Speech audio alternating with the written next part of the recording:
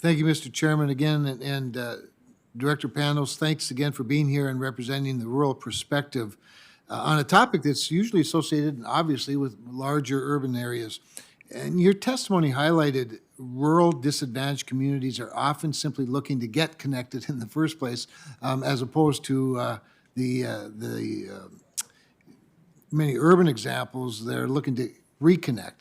Can you, I'm going to ask you first of all to explain briefly that distinction, why it's important in rural areas like North Dakota, but at the same time, ask you to comment specifically on the Reconnecting Communities Act as is being discussed today as a potential solution to some of these inequities.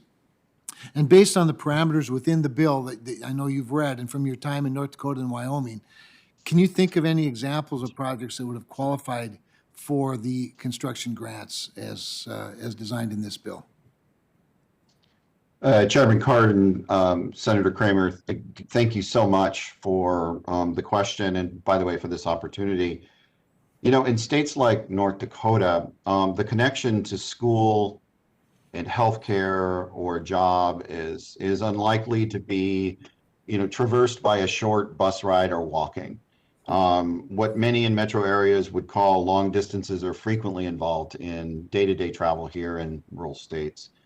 And improved and safer roads can mean a connection to a job or other essentials in a more reasonable, or at least a less unreasonable time frame.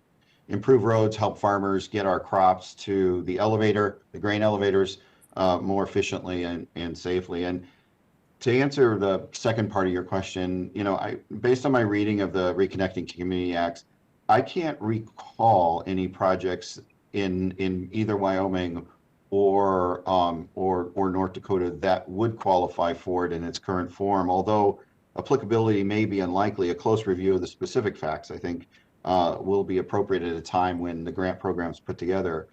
I would say that it's basically, as currently written, and some of our concerns are not geared to address rural circumstances, but more urban circumstances. But I think we pointed out both in our written testimony and oral testimony ways that we can improve it so that we can take full advantage across the country in all states for this important work. And so it's really, I think it's really a significant point to say that, and to not lose this point, that poor planning decisions have led to adverse circumstances for specific communities, and that includes rural communities and rural states. For us, it's about reconnecting these communities, and in some cases connecting them so that they can participate in a normal daily life and a normal daily economy. And it's particularly true when we talk about the link between transportation and our agricultural economy, our energy economy, and our tourism economy here in North Dakota. So I hope that answers the question. Yeah, it's very helpful. I might drill down a little bit, both with you, Director Panos and Omashak, since you both have experience in very different states, but similar experiences. And one of you, and maybe it was you, Bill, who testified to what the formula would look like if we were to apply the $15 billion and to the formula. So if Congress distributed the $15 billion via the existing formula programs, it would equate to about $95 million for North Dakota and $1.4 billion for California over 5 years. That's if we were going to, just do it per formula.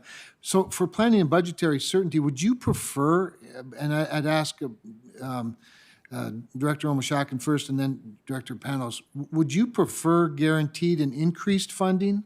Or would you rather want to gamble with the application process for a DOT grant?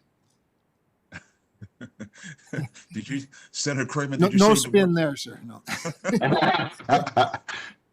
Senator Cramer, it sounds like you used the word gamble. So for us, the tradition for state DOTs has long been the use of the formula program. It's a part of our history to understand, just like you said, Senator, in this particular case, we would get roughly $1.5 billion.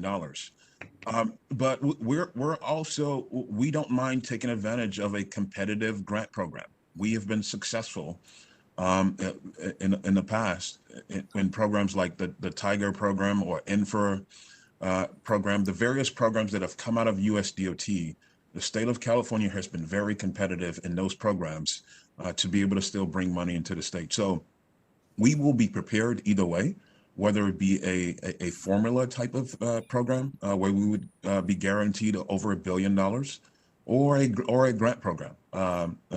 We believe in California we will be competitive either way. Thank you for that, Senator Cramer. Yeah, as my time has run out, maybe Bill, I'll restate the question a little different. How has North Dakota fared under the infra grant program that was part of the FAST Act? We've never received an infra grant. We're one of the very few states that has not, and so I think that we definitely prefer badly needed formula funding in rural states across the country due to our population size and our participation in this amazing interstate highway system that we have in our country. And so we think that states can deliver it more quickly than a discretionary grant program, and it can be moved for a variety of needs throughout the country that relate to the topic of today's hearing, which is an important topic. Thank you. Thank you, Mr. Chairman.